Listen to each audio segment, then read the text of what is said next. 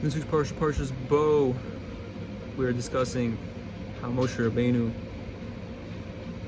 is approaching Pharaoh, the king of Egypt, and begging him that he release the Jewish people from their enslavement. And God uses this time as an opportunity to put to punish the Egyptians and Pharaoh for their enslavement and poor treatment of the Jewish people through the 10 plagues. And in this week's parsha, we are discussing the 8th through the 10th plague. And as we know that in the 9th plague, it was the plague of darkness. It was such a darkness that was brought to Egypt that you can even feel it. And there were certain Jews who they didn't want to be redeemed. They enjoyed the life in Egypt, or they've come to accept it. They come to accept it as their life. They got comfortable in that lifestyle. And so God allowed them to stay there. He didn't stop them from wanting to choose that path. But as a result of choosing that, they spiritually died, and they lost all purpose and meaning in their life. But the Rebbe brings down that during our times now, during the exile we're in now, during the Golus, even if there are people, Jewish people, who oppose their connection to God, or they pose that way, they pose that they're opposing their connection to God and they don't want it and it's not for them. Even those Jews, and in addition, those Jews will also be redeemed, because after Egypt, when the Jewish people were redeemed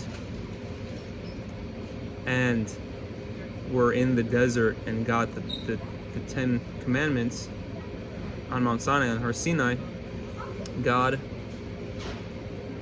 united His essence with the essence of each Jewish person's soul.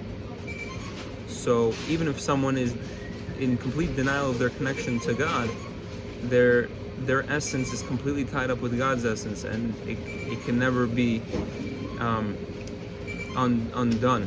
So when Mashiach comes, when the final redemption is here, even if that person, or that Jewish person, is not wanting to be redeemed, or is not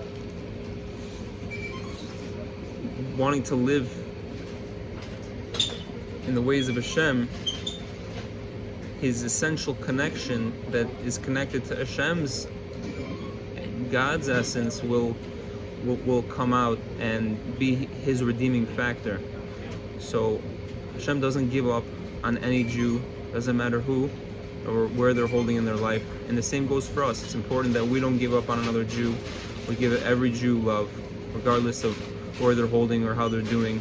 And instead of judging anyone for anything, it's important to give other Jews the benefit of the doubt, and also to give ourselves the benefit of the doubt, and to be compassionate towards ourselves, and to look to build a loving, compassionate relationships with ourselves, because as a result of doing that, we can have a love and compassion towards other people, to such an extent that we could not even imagine,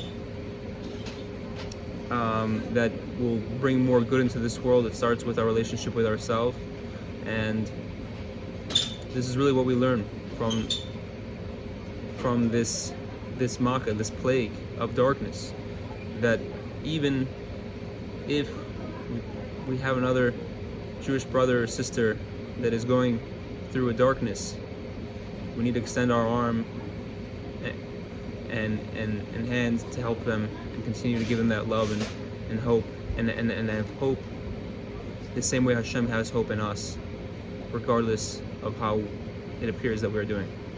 Mashiach now.